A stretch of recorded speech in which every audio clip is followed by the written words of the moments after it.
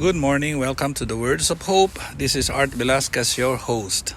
And our lesson for today is lessons about growing old. As people, we sometimes have funny concept about growing old, and we don't want to become old. But neither do we want to die young. Douglas MacArthur is quoted as saying, "Nobody grows old by merely living a number of years.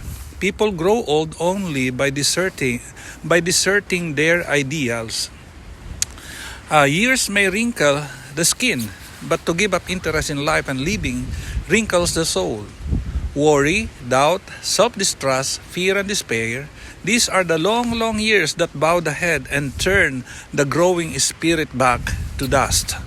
As we grow older, we need to consider that how we grow old is far more important than how old we grow.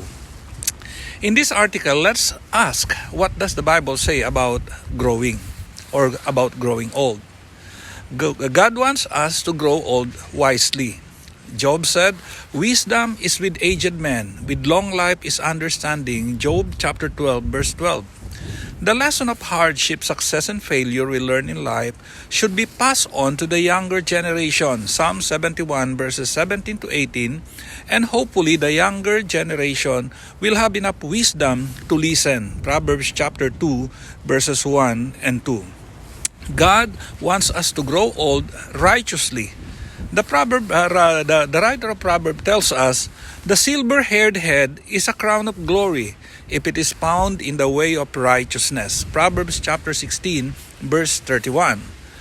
May God bless the older man or woman who day by day grows more closely into the likeness of Christ. 2 Corinthians chapter 5, verse 15, and Galatians chapter 2, verse 20. Thirdly, God wants us to grow old in serving Him. Luke tells us of what the prophetess Anna, who at the age of 84, did not depart from the temple, but served God with fasting and prayers night and day. Luke chapter 2, verse 37.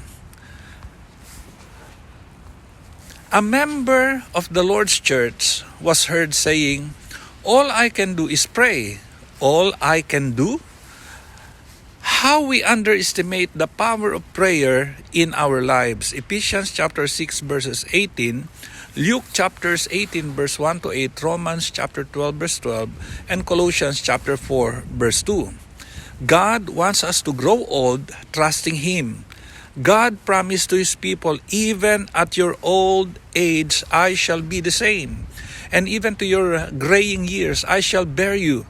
I have done it, and I shall carry you, and I shall bear you, and I shall deliver you." Isaiah chapter 46 verse 4.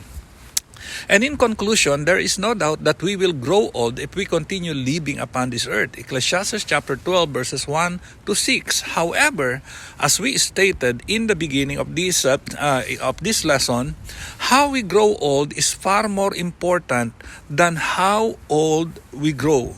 Let us have the same attitude towards serving the Lord in our later years. Like Caleb, he never quit, he never retired, but he kept asking the Lord to continue giving him more mountains, more challenges to conquer and overcome with the Lord's help. Joshua chapter 14 verse 12. So there you have it. We will all grow old, but let us remember that how we grow old is much better than how old we grow. God bless you. Shalom.